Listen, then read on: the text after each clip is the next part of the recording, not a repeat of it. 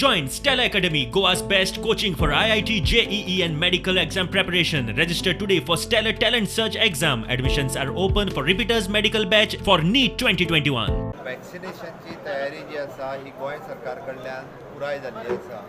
गव्हर्मेंटाची cold chain maintain करप हे आमी आमच्या हेल्थ डिपार्टमेंटान सगळे कडेन सर्वे करून कोल्ड चेन मेंटेन करपाचो सर्वे कंप्लीट केलो.